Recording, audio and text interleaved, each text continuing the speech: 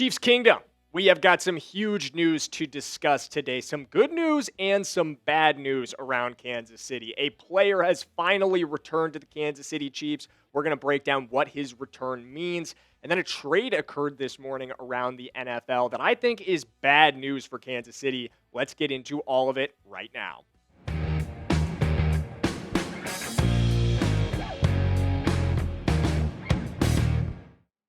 So, like I said off the top today, Chiefs fans, we've got some breaking news to discuss. Welcome into the Chiefs Report by Chat Sports. My name is Jackson Durham, and we always appreciate you spending your time with us. Let's get into what's on today's show agenda. So, our two pieces of breaking news. The first one, news around Jawaan Taylor's injury, and news around the return of Josh Simmons. We're going to get into both of those in just a second. And then we've also got trade news to discuss. A trade happened this morning, has a major effect on what Kansas City might do at the deadline. So we're going to break that down. And lastly, we had a game yesterday. We're going to react to Week 9, the Week 9 loss to the Buffalo Bills, try to wash that out and move on to Week 10, our bye week coming up. And we got a video coming up down the line on big changes that I think we're going to make in the bye week as well. So make sure you guys hit that subscribe button. But let's get into the news around Josh Simmons. He's finally back, guys. We've talked about it over and over again. Josh hasn't played since Week 6 against the Detroit Lions. He's been out for a long time. It's been almost a month at this point since we've seen Josh Simmons on the field.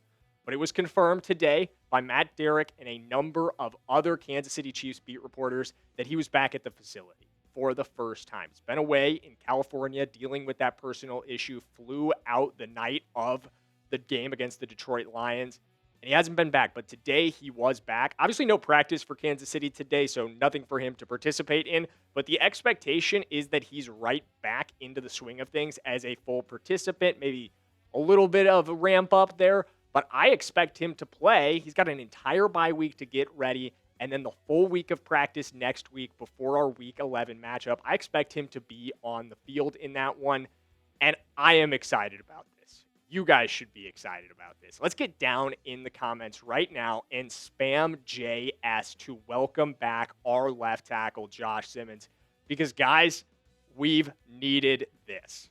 We've needed it for a while, but the timing right now could not be any freaking better. Let me tell you. And I know you guys know, at least if you watch the Week 9 game, unfortunate loss to Buffalo, you know our offensive line is one of the biggest weak points on this roster when it comes to depth. We need Josh Simmons back more than ever because the injuries are starting to pile up. Trey Smith is dealing with back spasms. He clearly wasn't 100% last week. Gave up 4 pressures to Buffalo. Jawaan Taylor left with a right ankle injury during this game. We still don't have full details on what that injury looks like at this point. We're going to get into that in just a little bit.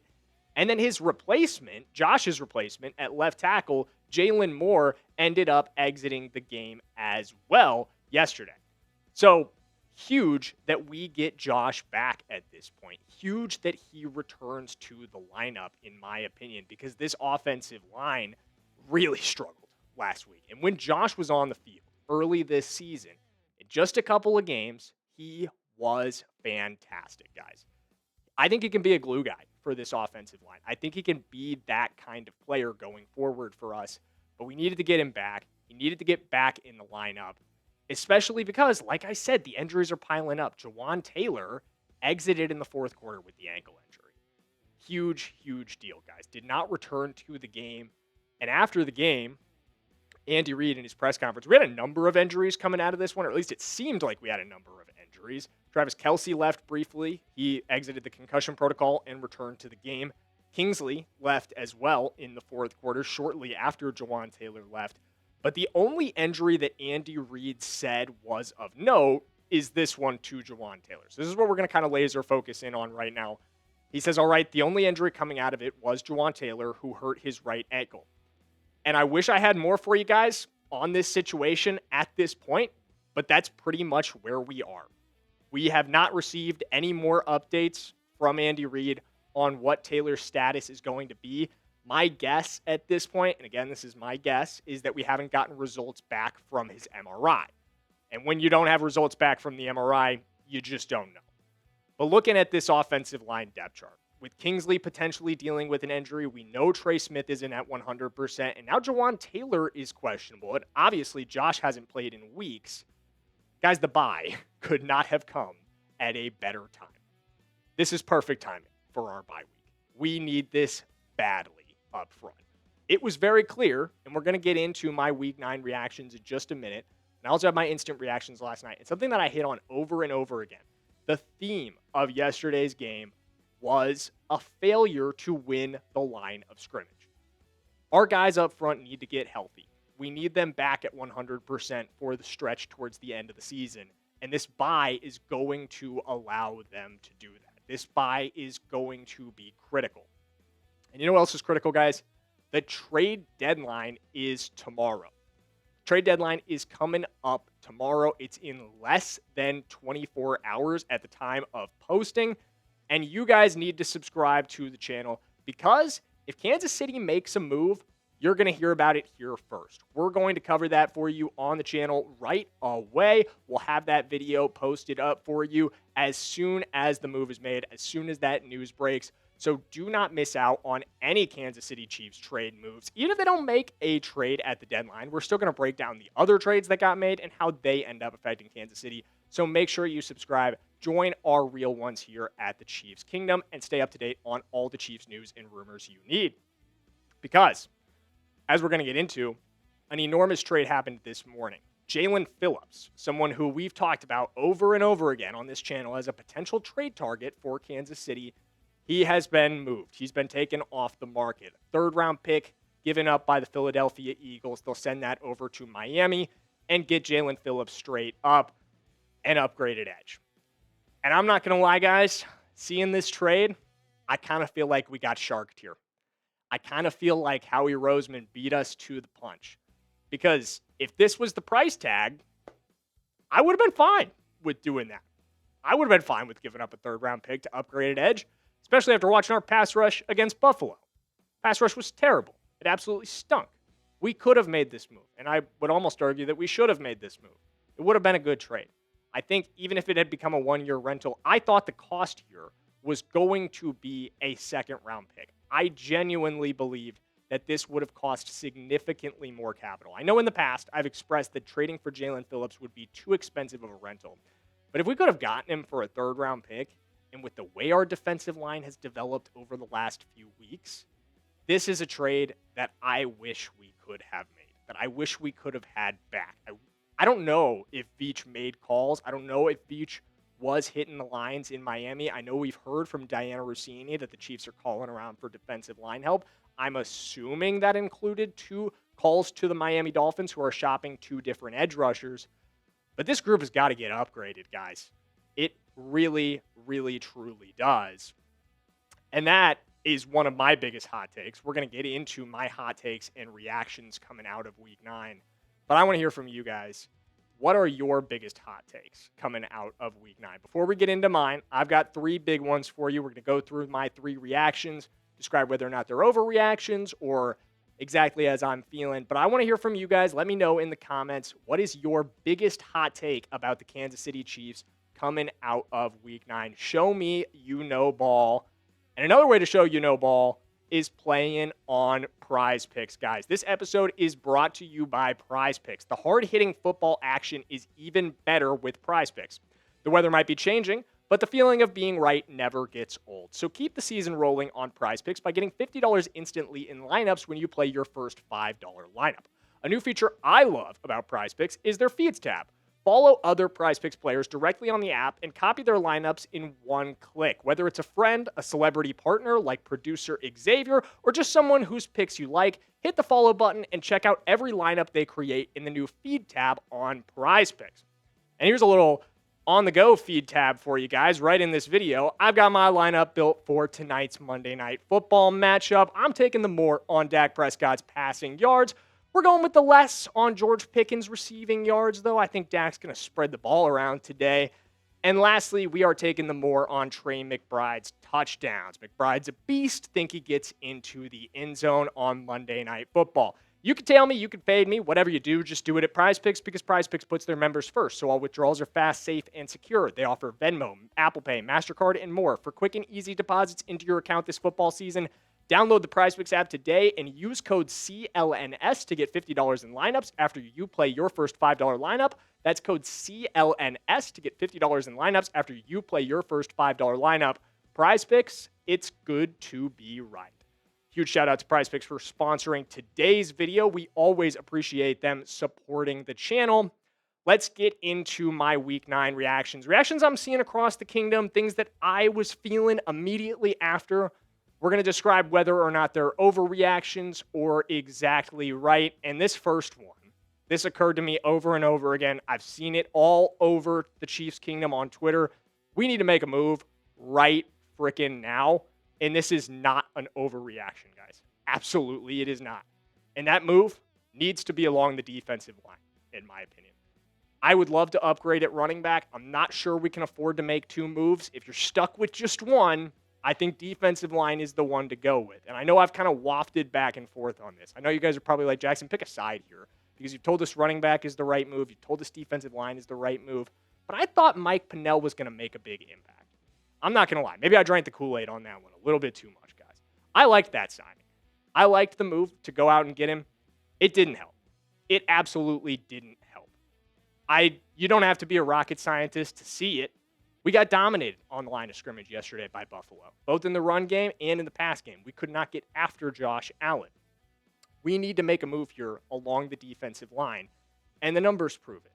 Let's see how we've competed against the NFL's best this season. Against teams above 500, we are 1-4. That's not good, gang. All of these are one-score games, except for the Lions win. But we are 1-4 against teams that we're likely to see in the postseason. That is not good. That should worry you at this point.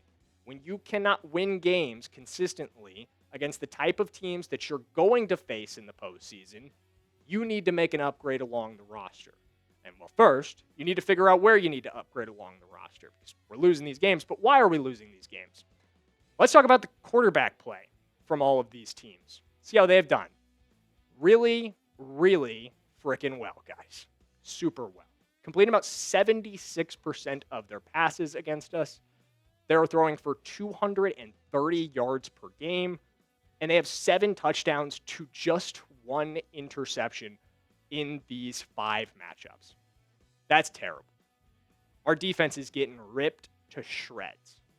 And I've hit on this over and over again, but I really don't think that the secondary is the issue here.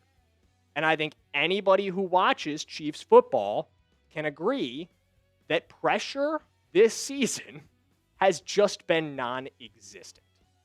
It is a fairy tale. The Chiefs' ability to get pressure. It does not exist in real life. Once again, we allowed 3 seconds to throw on average. Once again, we failed to get pressure on north of 30% of Josh Allen's dropbacks. 26% pressure rate, guys. Disgusts me to say that. And we took an average of 4 seconds to force a throw on pressured plays. That is awful. There's just no other word for it. That's awful. It's unacceptable. It will not win you games at the NFL level.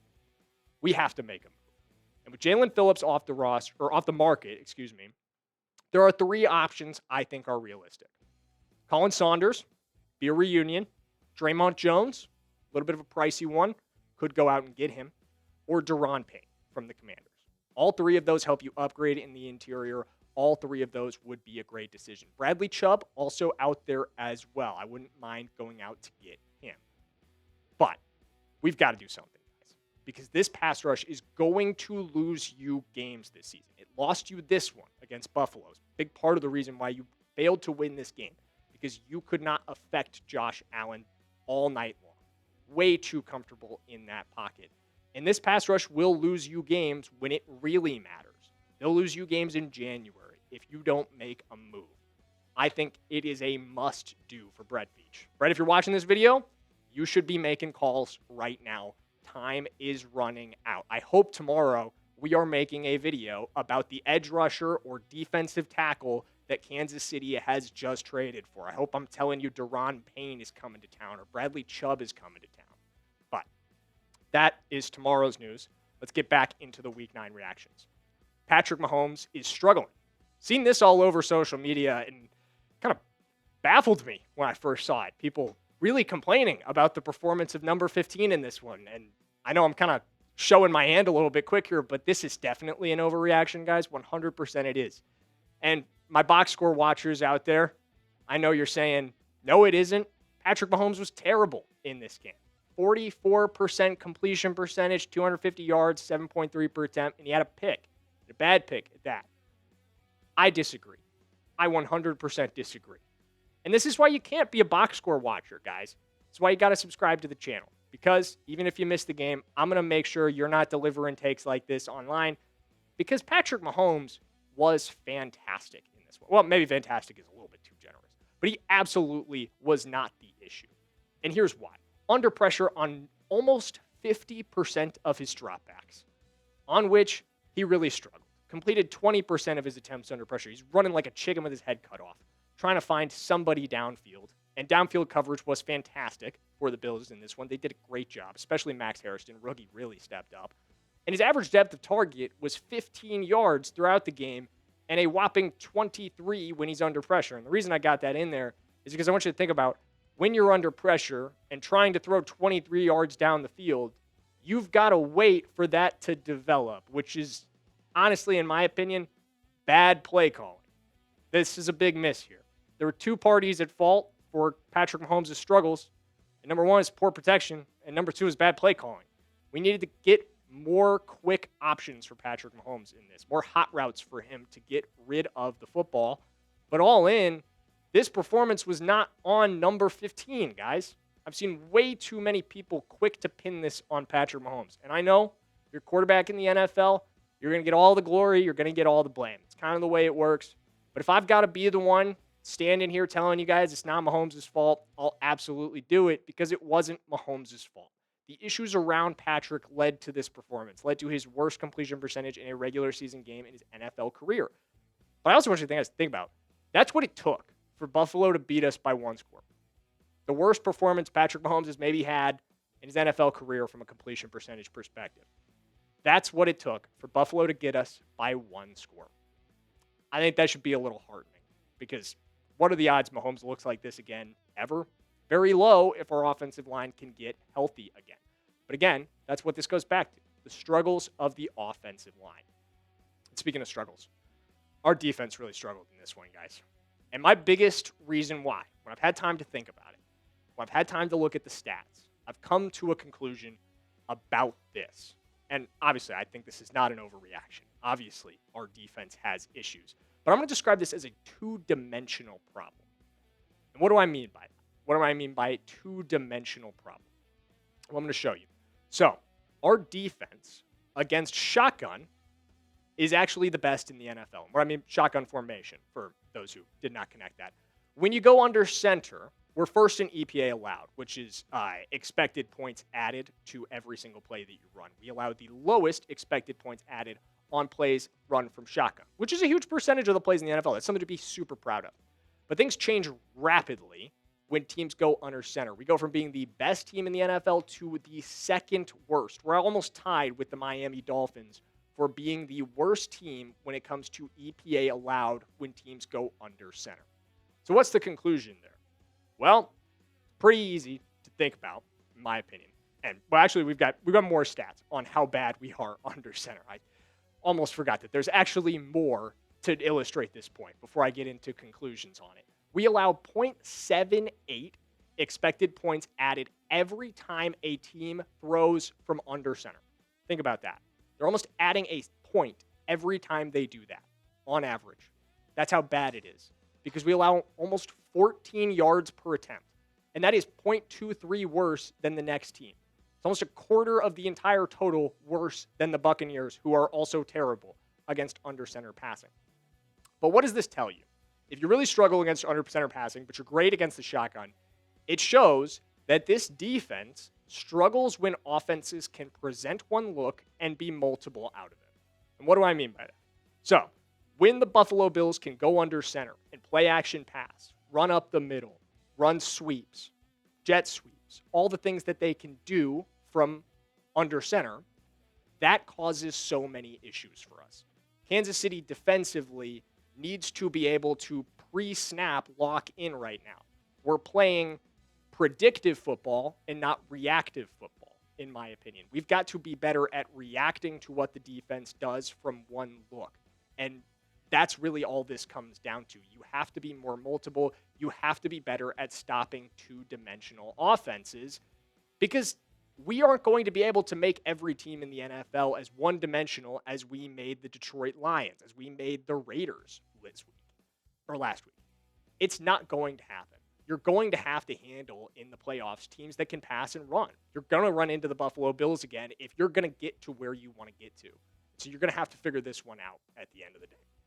But if you made it to this point in today's video, I want you to get down in the comments and I want you to type real one. I will be responding to all of the real ones who made it to this point in the video, made it to the end. Like I said at the top, we always appreciate you guys spending your time with us. If you made it here, why don't you hit that subscribe button while you're on the way down to comment real one, and we will see you guys later this week. Hopefully we see you tomorrow to talk about a huge trade that Kansas City made. Fingers crossed, right, guys? Let's go Chiefs.